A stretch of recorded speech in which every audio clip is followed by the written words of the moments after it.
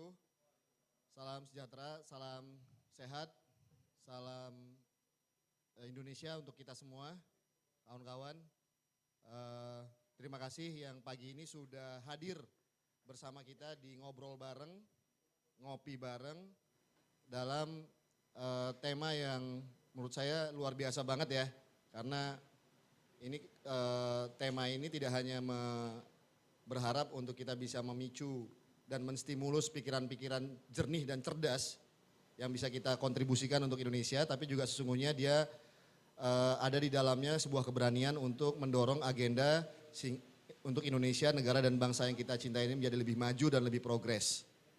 Terima kasih saya kepada kawan-kawan yang hadir secara online dan offline. Yang pertama-tama tentunya kalau offline ini luar biasa, ada Mas Taufik dari Kalimantan Timur, Mbak Amanda dari Bali, lalu Mbak Novita dari Jawa Timur, Malang, ini ada Bang Fat dari Jakarta, lalu kemudian ada tadi Bang Fat Pahdepi, lalu ini ada Mas Hendra Iban dari Kalimantan Tengah, lalu ada Bang Adi dari Sulawesi Selatan, Makassar, ada Dr. Huda dari Jawa Tengah, Salatiga, lalu ada Ferdi dari Palembang, Sumatera Selatan, ini ada Asrori dari Kalimantan, saya duduk depan nih juga nih bro.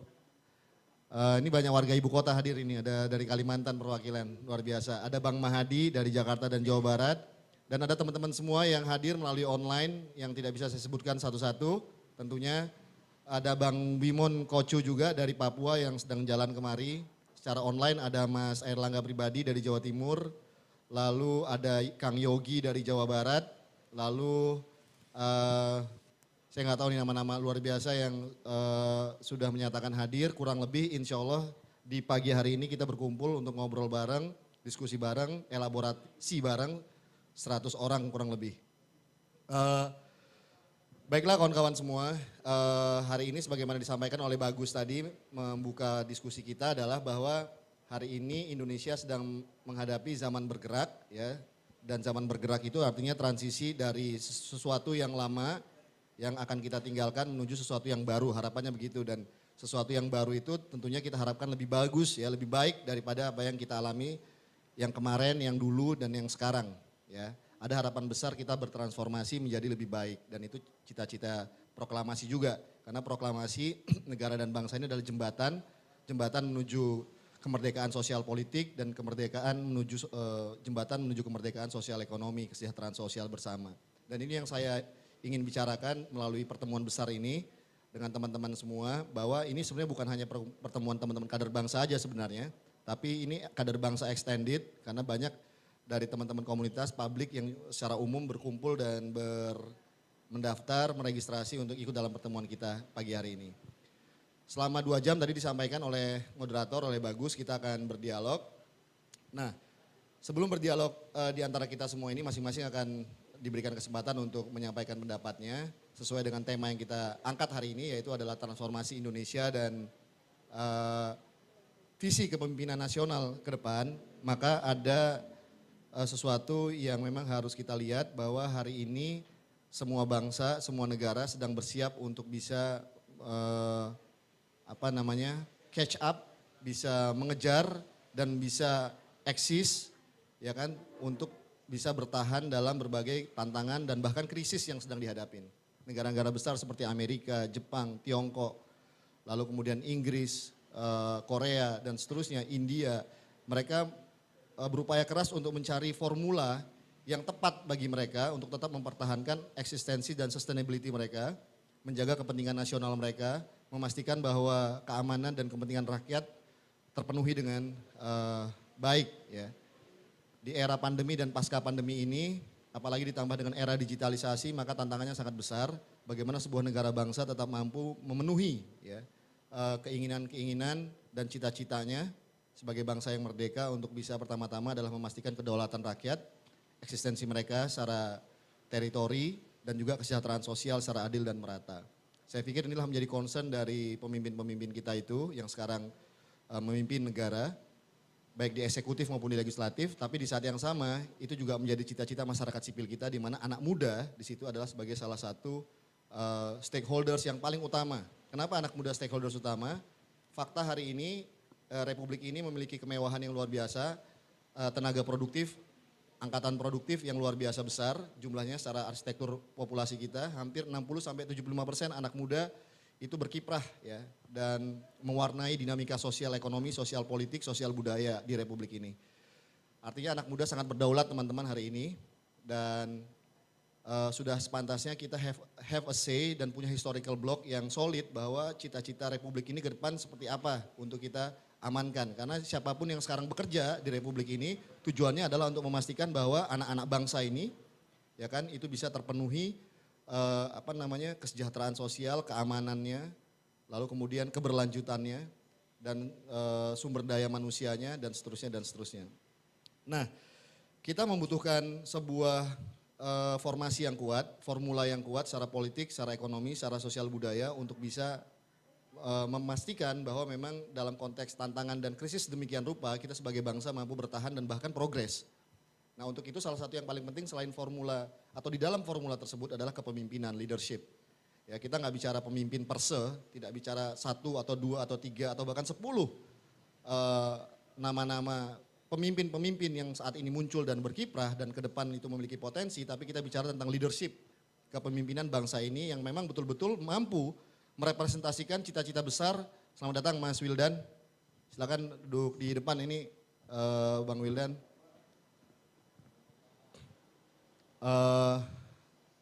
Jadi kita butuh sebuah formula yang bisa memastikan bahwa formula kebijakan tersebut itu mampu, itu ada Bang Zaidi itu di depan, di belakang. Bendum Muda Muhammadiyah.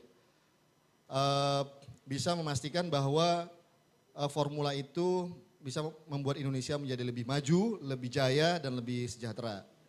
Nah salah satunya adalah leadership kepemimpinan. Nah kepemimpinan ini menurut saya menjadi penting, menjadi concern bagi kita semua, apalagi anak-anak bangsa, kader bangsa yang memang punya historical background, historical roots dalam relasinya dengan kepemimpinan nasional. Kita melahirkan, kita mendorong, kita mengamankan, kita mengawal, kita mendukung ya.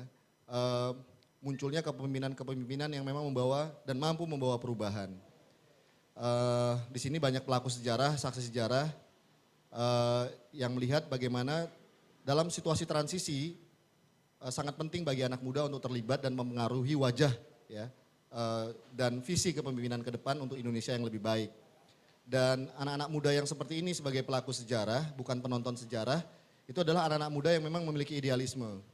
Itu yang menurut saya sangat penting hari ini kita pegang, dari mana Anda berasal, siapapun yang Anda dukung, ya kan, partai apapun Anda berasal, kelompok manapun yang Anda bergabung di dalamnya, tapi selama Anda anak muda, berarti Anda adalah bagian dalam konteks blok historis, historical block dari anak-anak muda. Yang kita harapkan itu memang mampu menjaga Republik ini menjadi lebih baik. Ya kan, kita bisa berbeda-beda, tapi sesungguhnya kita punya semangat yang sama. Nah saya diingatkan sama Bung Hendra Iban di Palangkaraya itu, calon ibu kota zaman Bung Karno dulu, ada tugu yang dibangun oleh Bung Karno dengan kata-kata yang ditulis sendiri oleh Bung Karno. Beliau mengatakan bahwa jangan ambil abunya tapi ambil apinya.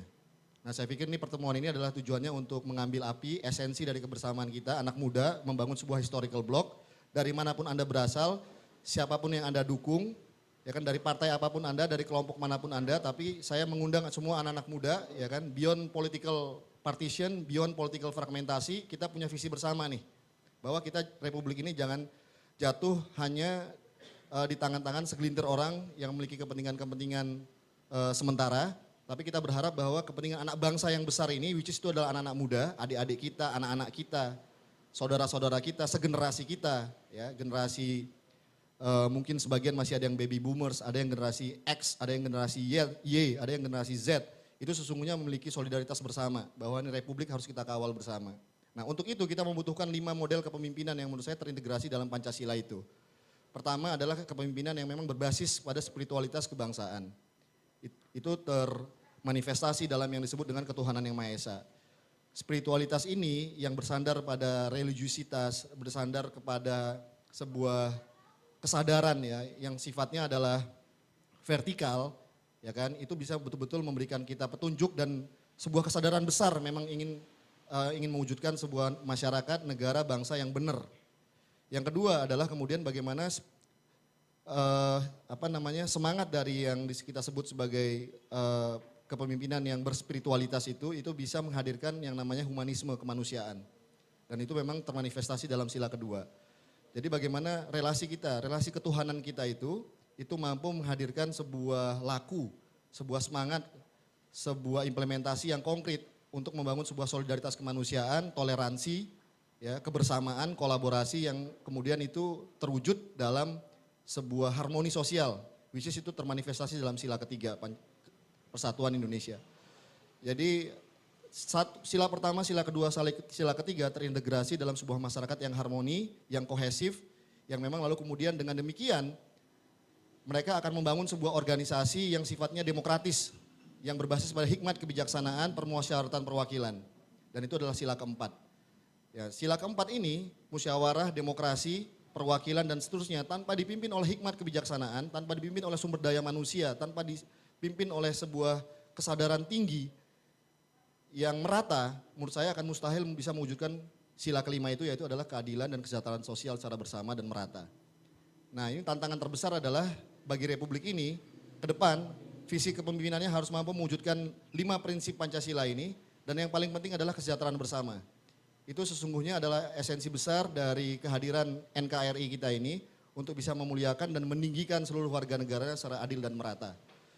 Kita harapkan 5 poin ini menjadi pesan besar dari pertemuan kita, diskusi kita hari ini, ya kan, terhadap Republik, terhadap para pemimpin-pemimpin kita itu, terhadap Indonesia dari Aceh sampai Papua dengan berbagai agenda besarnya, misi besarnya, visi besarnya, bahwa bagaimanapun anak muda akan terlibat dan anak muda sebagai jumlah, ya kan, rakyat dalam arsitektur demografi kita hari ini, sebuah realitas yang tidak bisa dipungkiri adalah memang kita anak-anak muda akan berpartisipasi secara aktif dan kita akan memilih dan mendukung tokoh-tokoh kepemimpinan ke depan yang bisa memastikan kebijakan yang pro anak muda, baik itu dalam konteks sosial ekonomi, entrepreneurship, social entrepreneurship, pendidikan, lalu kemudian partisipasi demokratis, ya, yang memang kita harapkan dalam posisi yang tidak akan mundur tapi akan maju dan berkualitas mewujudkan Indonesia yang lebih sehat. Mungkin dari saya itu aja kawan-kawan semua, sebagai pengantar diskusi kita pagi hari ini. Saya berharap dari teman-teman semua baik offline maupun yang online bisa mewarnai diskusi ini secara tajam, kritis, nggak usah takut, ya. Kita hidup di era demokrasi dan kita sampaikan cita-cita kita, ya kan, kepada seluruh publik, ya, yang akan tentunya mencermati bagaimana kiprah anak muda Republik ini ke depan dan bagaimana kita mampu membangun kolaborasi bersama, lintas sektoral, lintas generasi, lintas politik, lintas kepentingan. Yang kita menangkan adalah Indonesia, yang kita menangkan adalah anak bangsa. Dan itu harus termanifestasi, terwujud dalam kesejahteraan bersama dari Aceh sampai Papua. Terima kasih, itu pengantar dari saya. Wassalamualaikum warahmatullahi wabarakatuh. Terima kasih. Bismillahirrahmanirrahim. Assalamualaikum warahmatullahi wabarakatuh. Senang banget ada di forum ini, diundang Bang Dimas dan kawan-kawan semua yang ada di sini. Tadi kita udah dengerin dua pantikan pemikiran yang saya kira cukup lah untuk menyimpulkan betapa pentingnya forum pagi ini. Dan juga tadi saya dipancing sama Bagus soal kesempatan anak muda. Tapi sebelum ke situ saya mau sedikit Bang Dimas berangkat dari term kepemimpinan nasional ini. Jadi menurut saya sepakat tadi apa yang disampaikan Bang Dimas, apa yang disampaikan Mas Angga tadi di daring gitu ya, secara virtual di Surabaya sana. Saya mau menggarisbawahi pertama bahwa kepemimpinan nasional itu sifatnya kolektif. Jadi dia tidak tunggal gitu.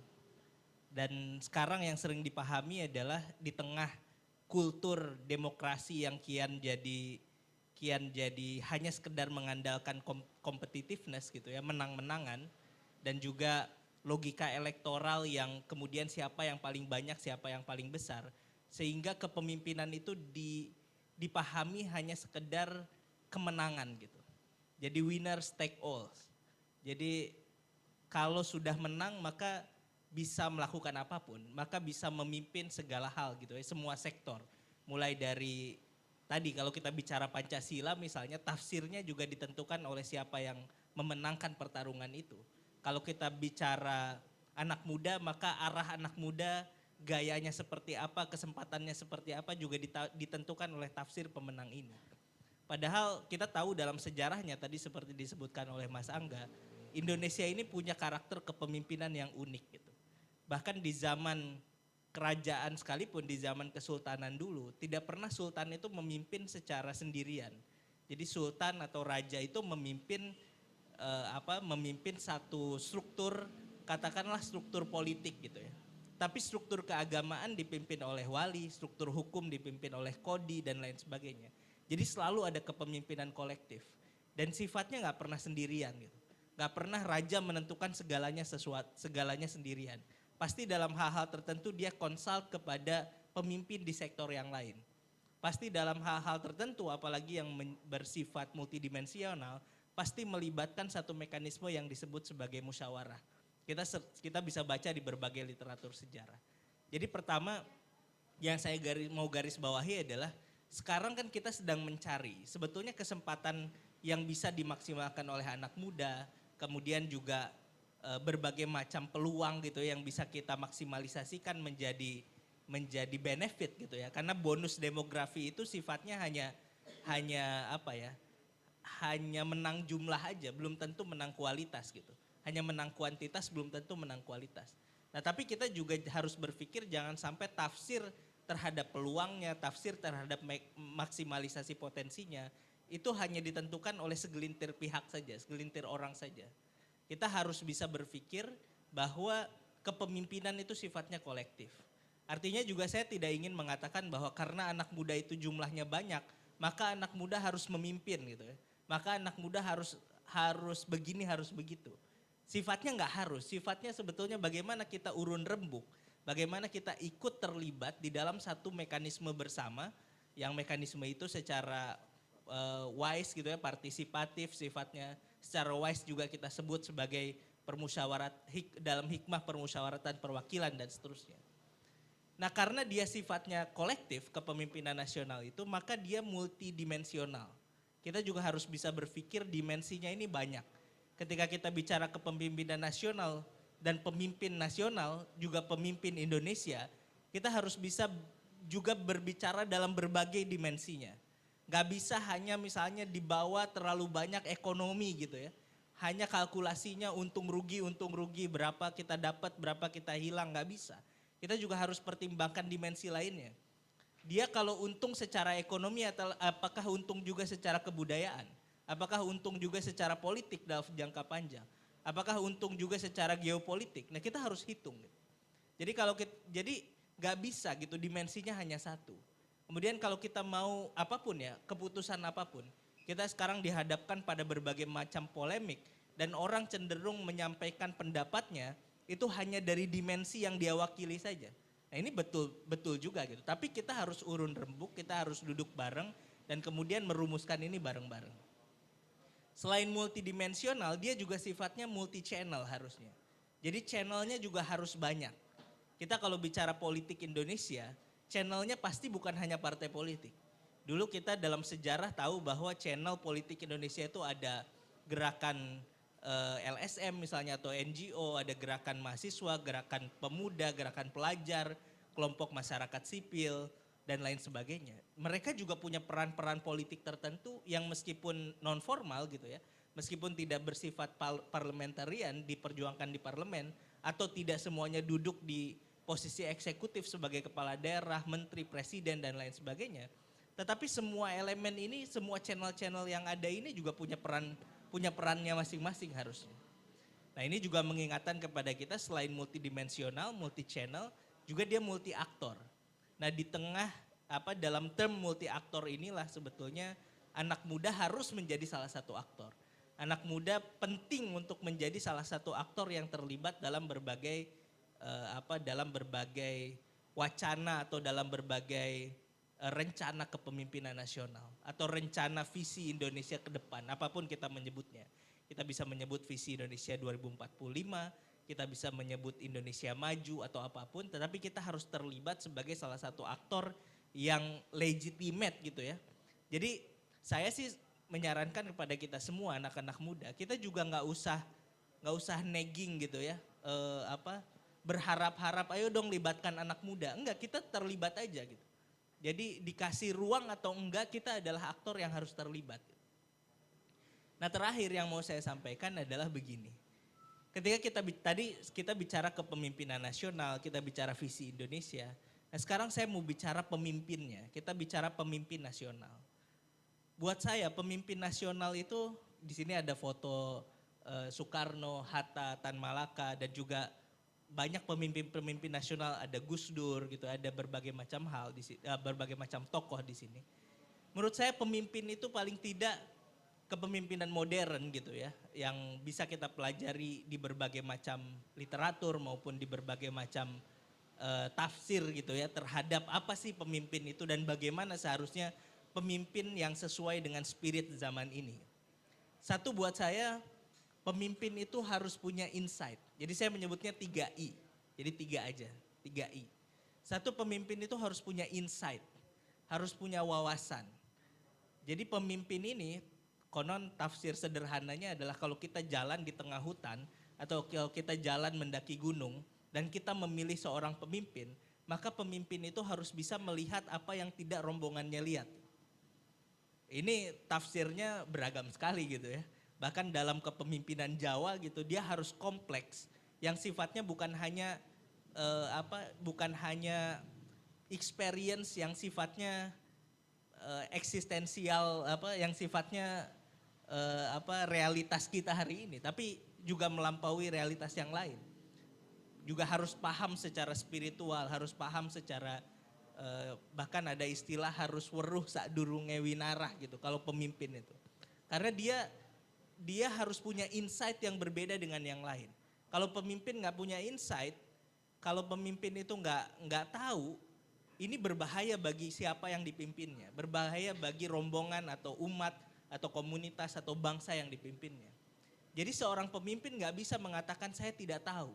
Pemimpin itu harus tahu. Dan kalau tidak tahu maka harus bertanya. Tadi sifatnya kolektif tadi.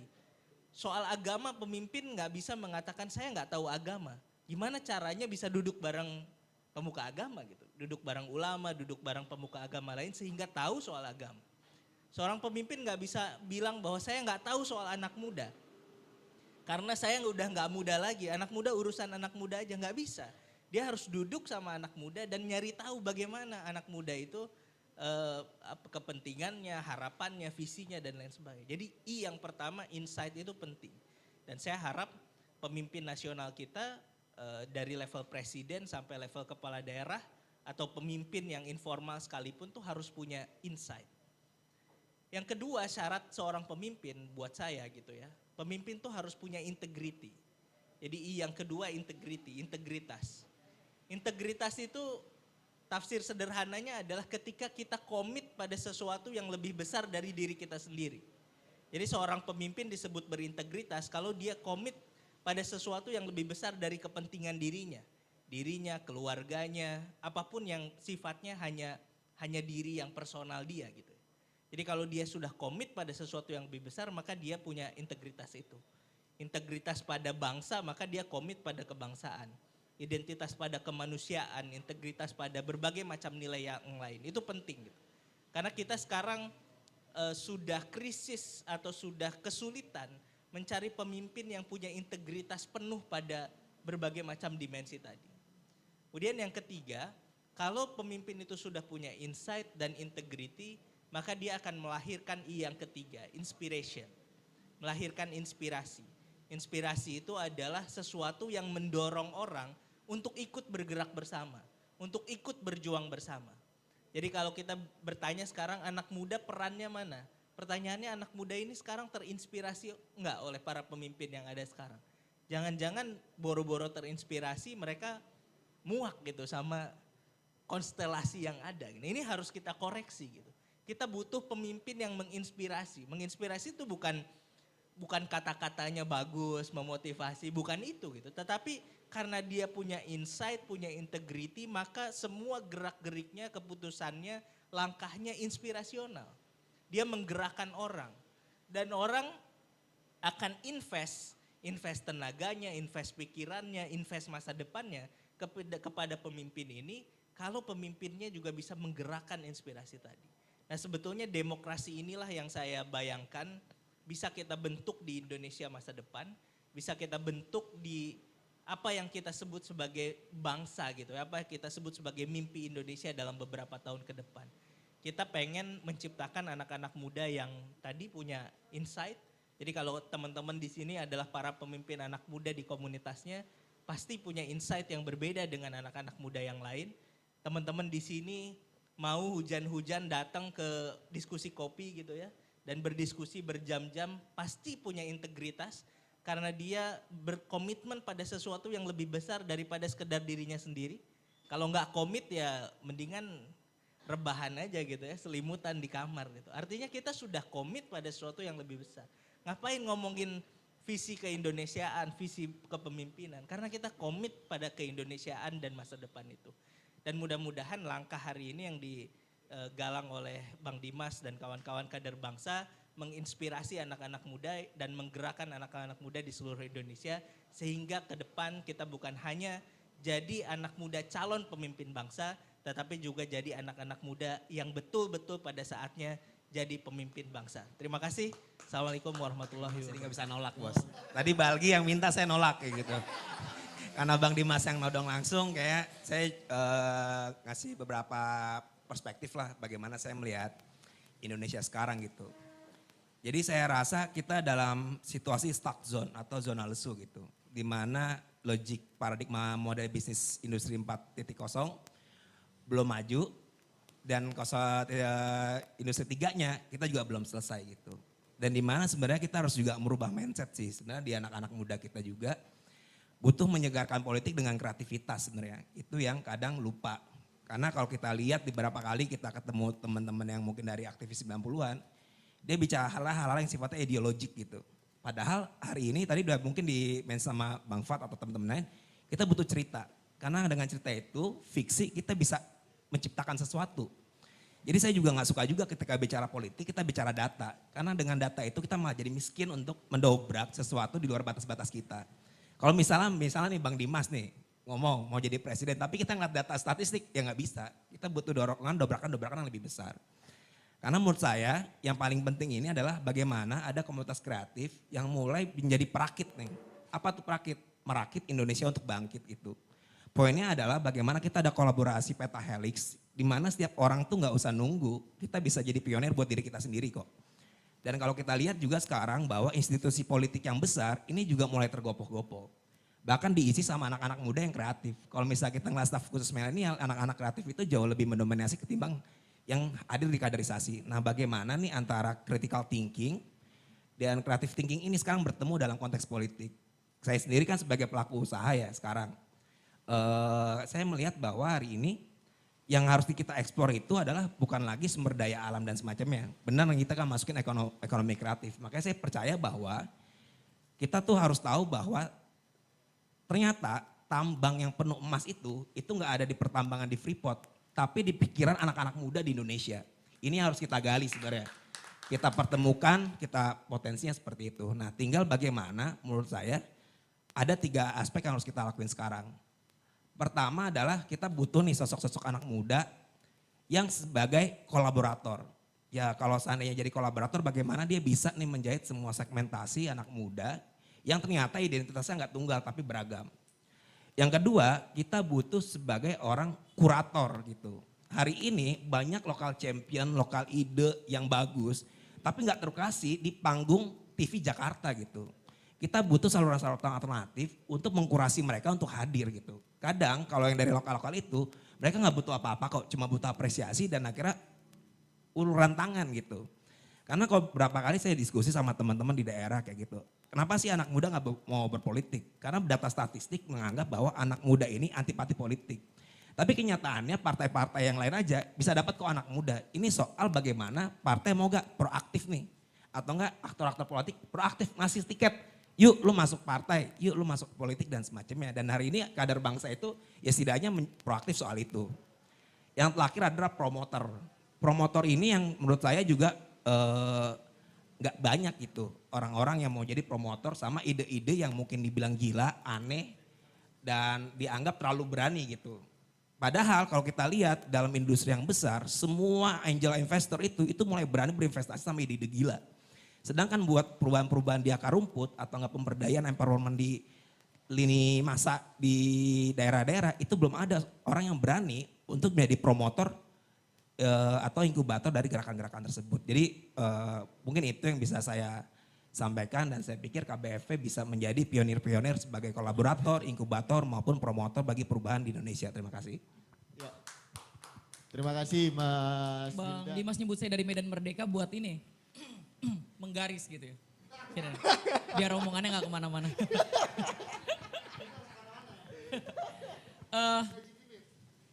Pertama gini, saya ingat Churchill pernah bilang kalau politics is not a game, it is a serious business. Problemnya buat anak muda, game is a serious business right sekarang.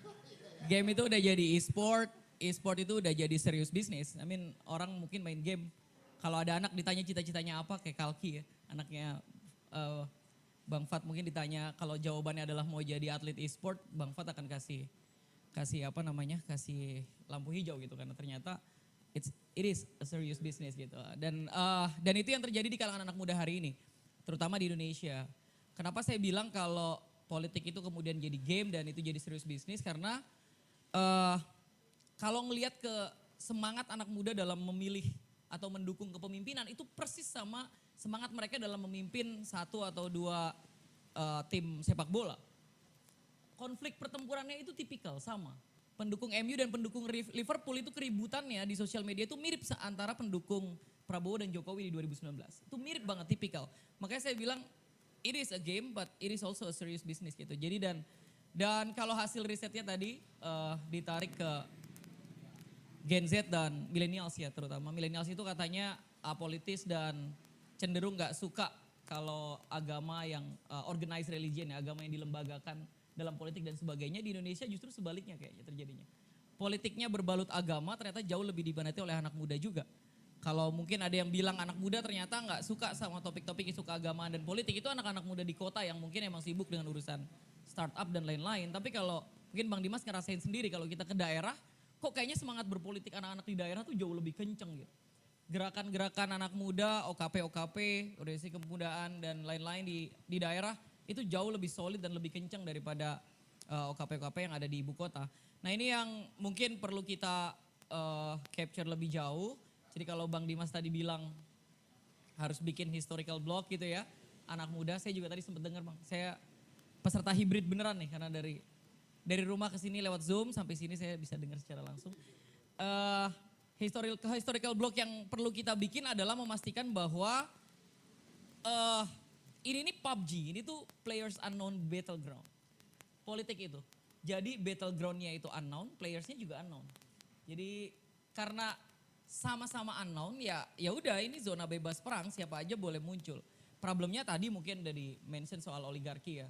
Banyak warisan-warisan kekuasaan yang mungkin secara sederhana bisa diwariskan. Tapi ngelihat ke progres hari ini misalnya Bang Fat, Bang Dimas dan teman-teman yang aktif di politik hari ini misalnya, kayaknya nggak juga produk dari itu gitu. Ya, artinya ini benar-benar unknown battleground. PUBG itu paling banyak di download di 2018 ya, mungkin hari ini juga paling banyak dimainkan sama anak Indonesia. Artinya karena unknown juga orang jadi suka juga kok. Meskipun teorinya katanya gini ya, sosial media itu munculin visibility, kalau kata Helen Margets kan increasing ini political participation, facilitate tiny acts of political participation buat anak muda, tapi sebenarnya isu politiknya masih unknown, battlegroundnya masih unknown. Kita mau jadi calon anggota DPR RI, partai yang akan memutuskan di mana kita akan dicalonkan, unknown battleground dong. Sama siapa lawan kita itu unknown battleground, kecuali Bang Fat yang punya partai mungkin udah tahu ya bakal di mana dan nomor berapa. Tapi kalau saya bagus ya, kita mau nyalon, tentu saja kita akan menunggu kabar dari DPP. Kita akan nomor berapa dan ditaruh di mana. Ini unknown battleground. Playersnya unknown, battlegroundnya unknown. Dan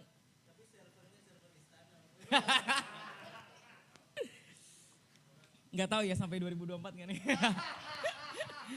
Ya, kira-kira gitu. kita suka kejutan, kita suka challenge, anak muda suka challenge, suka kejutan. Historical blocknya adalah di keberanian untuk ayo kalau lu berani main game yang battlegroundnya unknown melawan lawan-lawan yang unknown. Politik juga sama menghadirkan itu, anak muda harus berani mengambil itu gitu. Risk taking behavior kita jauh lebih tinggi daripada generasi sebelumnya. Kalau kita berani berjudi dengan itu, saya rasa kepemimpinan udah bukan lagi, nggak perlu lagi terus diteriakan soal regenerasi, tapi emang kita harus terlibat dan bagian dari generasi kepemimpinan hari ini. Kira itu aja karena ya tadi udah dibatasi Medan Merdeka, jadi saya hanya bisa keliling 1 kilo. Lalu saya selesaikan di sini. Assalamualaikum warahmatullahi wabarakatuh. Waalaikumsalam warahmatullahi wabarakatuh. Oke, makasih. Assalamualaikum warahmatullahi wabarakatuh. Salam sejahtera, salam baik, salam anak bangsa untuk semuanya. Pertama, untuk memulai apa yang mau saya bicarakan, saya mau kritisi dulu tema kita pada hari ini. Karena dari tadi saya dengarkan berkobar-kobar gitu loh. Maka perlu kita revisi ini temanya. Transformasi Indonesia dan merebut kepemimpinan nasional gitu. Jangan lagi pakai visi. Visi itu bahasa-bahasa yang lamis kalau kata orang dulu. Langsung aja Bung, merebut kepemimpinan nasional gitu. Oke. Ketika kita bilang merebut, maka saya mau bicara yang praktis saja gitu. Kira-kira ada 2 hal yang harus kita kerjakan dari saat ini, entah itu dalam pikiran, dalam tindakan atau ya tadi dalam advokasi teman-teman semuanya. Yang pertama adalah saya ngomong tentang spending mandatory. Kita lihat banyak anak muda sebenarnya banyak punya potensi, tapi kita sering berbicara bahwa dukungan pemerintah selalu kurang. Kalau dulu 98 teman-teman sudah merebut atau mengubah posisi kepemimpinan, maka hari ini harusnya kita juga berbicara, tapi by system gitu loh. Ada 2 yang vital menurut saya. Yang pertama adalah kita coba revisi undang-undang. Kalau kita bicara sistem gitu ya, undang-undang pemuda dan juga undang-undang pemilu gitu. Kalau perempuan sudah ada keterwakilannya berapa persen Bang Mahdi? 20 berapa? Wajib. Nah maka ini kita harus kita patok juga, kita garis gitu loh. 30% anak muda. Caleg-caleg harus anak muda 30% bro. Gitu loh. Jadi anak muda itu kalau dalam partai politik nggak lagi cuma gimmick gitu loh. Yang sekarang kalau kita lihat tokoh-tokoh banyak pura-pura jadi anak muda. Semua tokoh bikin vlog, semua tokoh kemudian ya bikin story, bikin reel, bikin TikTok gitu loh. Yang harusnya memang bukan gayanya, dia bikin jadi gayanya gitu. Nah ini yang menurut saya juga harus dipatok tuh. Ketika kita bicara pemilu, kita bicara berebut kepemimpinan nasional, ya mau tidak mau harus ada garis yang benar-benar nyata tentang alokasi untuk anak muda masuk dalam transformasi di sistem. Yang kedua, saya bicara spending mandatory budget. Ini kan kalau kita lihat anak-anak muda juga sebenarnya kalau dibilang berdaya secara pemikiran sangat berdaya, bahkan berani merebut tadi saya bilang. Tapi kalau secara modal dia lemah. Nah, saya pengen sebenarnya bermimpi bahwa ada khusus anggaran, kalau pendidikan 20% ya kalau kita ngomong pemuda 30% lah. 30% entah itu APBN, APBD, itu yang pro dengan anak muda. Ini memang radikal, tapi ya kalau kita bicara investasi, apa sih yang bikin rugi gitu loh. Kita investasi 30% buat anak muda, 30% buat kemajuan bangsa juga gitu. Daripada semua habis di fisik gitu kan. Nah, kita harus juga berpikir ada spending mandatory 30% kalau saya berani bilang untuk anak muda. Itu saja mungkin saya bicara yang praktis saja karena tadi saya yakin teman-teman berdaya sudah secara pemikiran, tinggal saya pengen ada anggaran kolaboratif dan juga partisipasi politik. Terakhir saya lihat dari tadi di situ yang fana adalah waktu, muda abadi. Makasih banyak Mas Rari atas pendapatnya. Nah ini setelahnya saya ke Bang Sahat ini. Bang Sahat, silakan Bang Sahat. Ya, terima kasih. Selamat siang untuk kita semua. Bang Dimas, abang mentor saya, dan juga abang-abang semua sekalian, kakak semua. Ada Bang Erlangga juga, Bang Berli juga di Zoom. Tadi saya kira saya sebagai peserta saja di sini. Kata Bang Dimas datang sebagai peserta, ternyata disuruh bicara juga. Jadi terkait topik transformasi Indonesia dan visi kepemimpinan nasional, tadi menyambung juga yang disampaikan oleh pembicara sebelumnya. Menurut saya salah satu yang penting itu teman-teman adalah partai politik. Kita mau bicara sekeras apapun, visi apapun yang kita sampaikan, mau sampai kita bilang tadi merebut kepemimpinan nasional, tapi demokrasi kita sekarang ya yang kita akui yang bisa kemudian mendorong siapa yang menjadi presiden, siapa yang menjadi legislatif itu adalah partai politik. Nah ini yang menurut saya pengalaman waktu saya maju DPD, anggota dewan yang independen di Riau, ternyata politik uang itu sangat masih marak terjadi. Tidak hanya berbicara saya sebagai calon DPD, tapi juga DPRD, DPR, termasuk kepala daerah ya nggak jauh-jauh dari politik uang. Kalau kos politik oke, kita akui, buat spanduk dan lain-lain. Tapi bicara politik uang, termasuk juga mahar politik untuk bisa duduk menjadi anggota, menjadi caleg atau menjadi calon kepala daerah. Nah ini yang masih sering terjadi dan kuncinya kembali lagi ke partai politik. Nah saya lihat kalau partai politik ini tidak kita ubah, bagaimana tadi misalnya benar-benar melakukan kaderisasi untuk pemuda, tidak tiba-tiba asal comot misalnya pengusaha-pengusaha mungkin yang punya uang banyak, tapi belum tentu rekam jejak yang baik, tapi kemudian bisa dikasih ruang untuk menjadi calon kepala daerah atau calon DPRD atau calon DPR, ya jangan kita kemudian bermimpi akan banyak pemuda-pemudi Indonesia yang kemudian masuk ke dalam sistem. Nah ini yang menurut saya 50% lebih dari generasi muda kita, bisa nggak kita menuju 2024 yang meminta ada kontrak politik antara para pemuda dengan partai politik agar apa yang tadi misalnya disampaikan 30% kah atau berapa puluh persen dari calon-calon anggota DPRD atau kepala daerah itu memang diisi oleh generasi muda. Dan yang kedua, jangan kemudian diminta mahar politik untuk bisa pemuda masuk sebagai calon misalnya atau calon di DPR, DPRD atau di kepala daerah tadi. Saya beberapa tahun lalu pernah ikut kebetulan di organisasi kepemudaan dari GMKI, ikut dalam forum alumni Cipayung, ada HMI, PMI, GMKI, GMNI dan lain-lain. Nah waktu itu salah satu ketua alumni Cipayung menyampaikan, ternyata dibandingkan di era 98 dengan sekarang, terjadi penurunan yang sangat drastis dari aktivis-aktivis Cipayung yang punya idealisme, punya pendirian, punya visi tentang Indonesia yang kemudian bisa terpilih masuk ke dalam parlemen, baik di Senayan maupun di daerah.